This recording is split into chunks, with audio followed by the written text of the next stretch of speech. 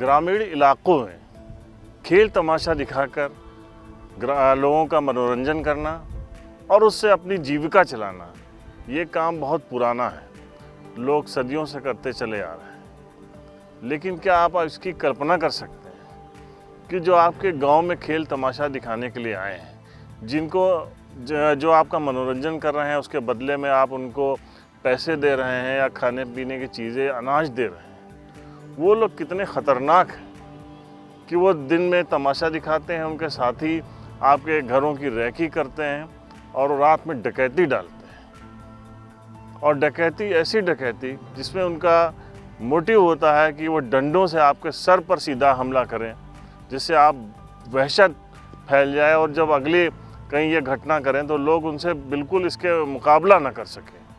ऐसे ख़तरनाक गिरोह के लोग जब आपके गांव में आने लगेंगे तो सबसे बड़ा जो नुकसान होगा वो होगा भरोसे का। इसमें जो लोग ये कला दिखाकर अपनी जीविका चलाते हैं, उनके ऊपर भी संकट आ जाएगा। लेकिन एक ऐसी ही घटना ने सबको भयभीत कर दिया है। दरअसल बाराबंकी के थाना देवान क्षेत्र के एक गांव है मुजीबपुर, मजरे शेखपुर, वहाँ 10/11 सितंबर की रात में घटना हुई। एक परिवार है जो रात में सुकून की नींद सो रहा था, चैन की नींद सो रहा था।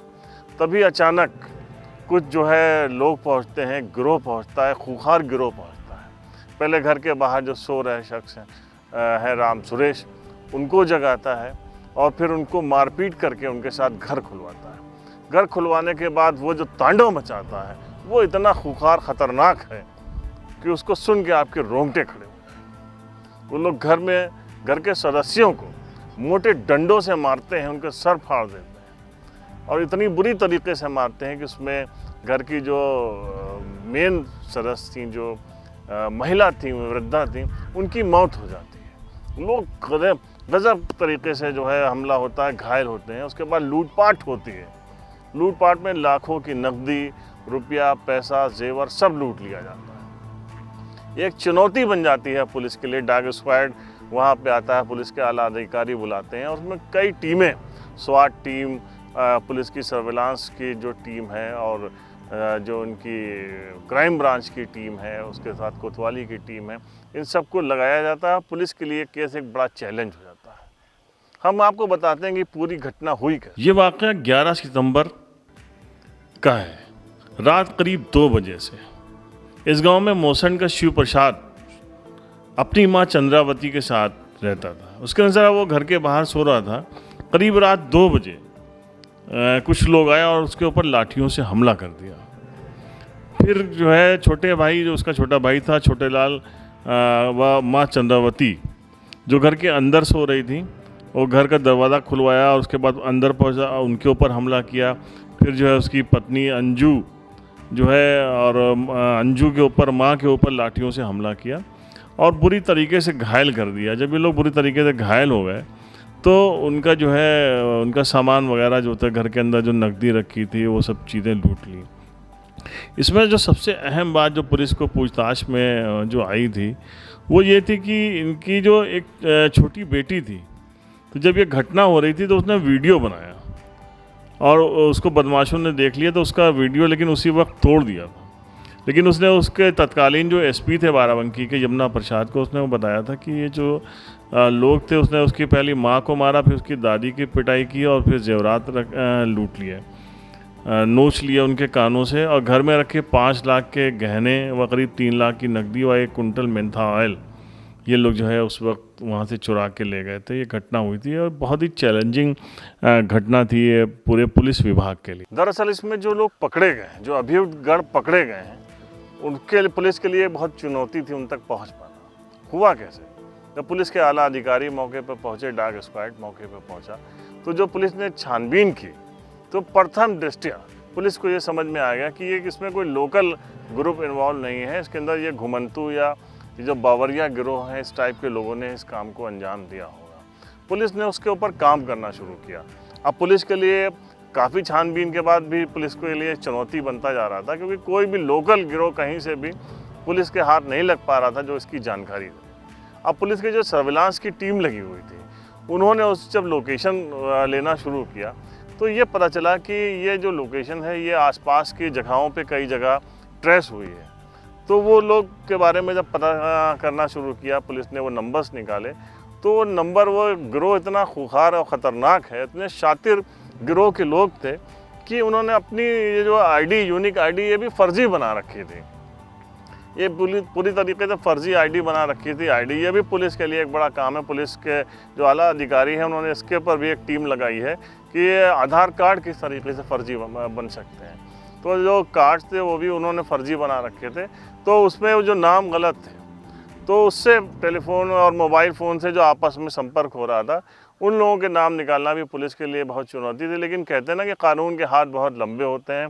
बाराबंकी में जो नए पुलिस अधीक्षक आए हैं, उनका भी जो है काम बहुत ज़बरदस्त रहा इस मामले में। उन्होंने टीम को बहुत पूरा मौका दिया कि तो आप इसका वर्कआउट करिए। जो पुरानी घटना है पुलिस के लिए चुनौती बनी है, इसके लिए हम आपको पूरा समय देते हैं। तो लिहाजा पुलिस ने एक एक पॉइंट पे काम करना शुरू किया और आखिर में जो गैंग पकड़ा गया, ये इसमें ज़्यादातर इटावा, कानपुर साइड के ये गैंग है।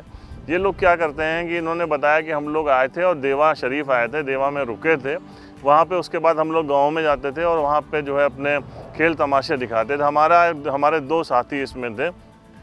वो साथी दिन भर घूमते थे, रैकी करते थे कि कौन से मकान हैं, तो अलग थलग थोड़े बने हुए रोड साइड पे, जहाँ पे इस वारदात को अंजाम देना, आसानी से निकल जाना जो है वहाँ से मौका रहेगा।